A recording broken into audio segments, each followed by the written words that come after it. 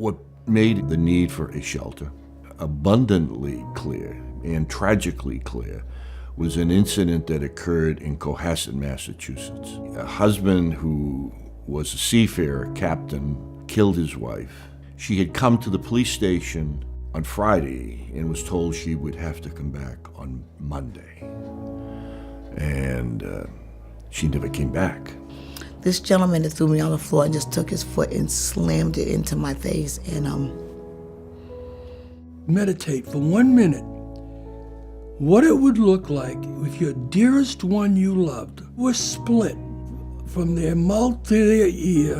And I just remember sitting there doing an intake, and all I could see was the impression on the woman's cheek of the heel of her partner's shoe. Domestic violence is one of the most dangerous calls a police officer can go on. We found in one instance that the police had been to on domestic calls 56 times to one house, and there had not been one police report. However, on the other hand, we had cards and little reports made out for stolen bicycles. We had to address the issue of domestic violence. We didn't have a building, we didn't have a shelter. We just had like 9 of us and Father Jerry. The phone was in the rectory, but if we weren't going to be there, people could volunteer to answer the phone in their own home. So I might be asleep, the phone would ring, and then we would turn ourselves into a short-term counselor and attempt to do what we could only with the phone. I reached out for then Mayor Arthur Tobin. Said, Arthur, we have to do something about a shelter. It wasn't just the batterer's issue, it was the community's issue. It was getting laws changed. Dr. McPherson was looking to buy a house that day. So I went over to what is presently the Dove House. She said, I love it, but could you take me over to the Quincy Hospital? I want you to meet some people. There were women just beaten up and kids beaten up.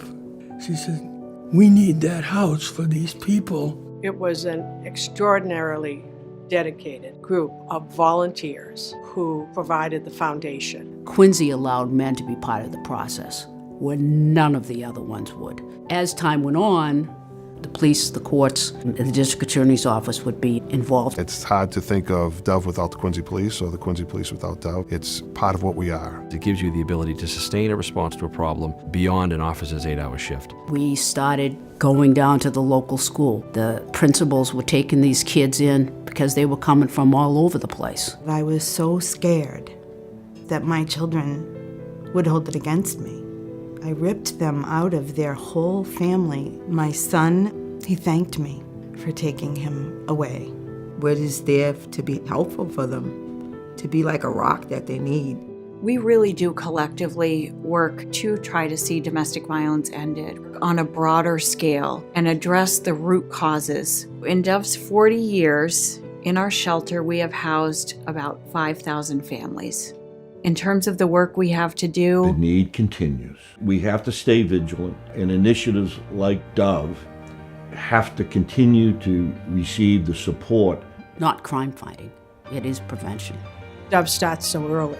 They train young people. They have boys and girls come together and they teach us about the signs of domestic violence. I got the experience and the knowledge to be able to better handle myself in different situations of domestic violence, but also to help other people be aware of it. With the school department, the police department, and Dove, we can protect the children on both ends and identify an issue before it becomes a tragedy. Because of what we were able to do here in this part of the world, we went, in my jurisdiction, 10 years without a single domestic violence homicide. Those statistics would be far different if Dove had not existed.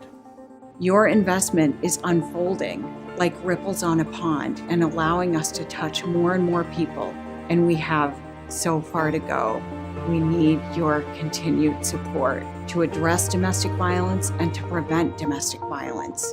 You are making a difference.